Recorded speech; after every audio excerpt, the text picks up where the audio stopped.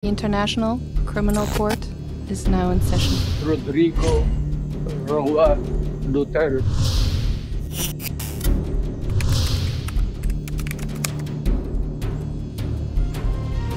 Gaya ni Alice Go, posibleng sa tawi-tawi rin daw ang dinaanan palabas ng Pilipinas ni dating presidential spokesperson Attorney Harry Roque.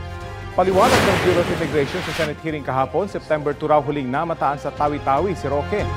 September 4 naman daw nang dumating siya sa United Arab Emirates base raw sa kumpirmasyon ng Philippine Embassy roon.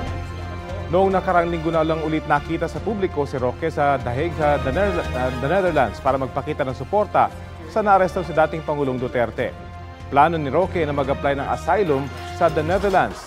Sabi naman ng Malacanang, application pa lang ang meron si Roque.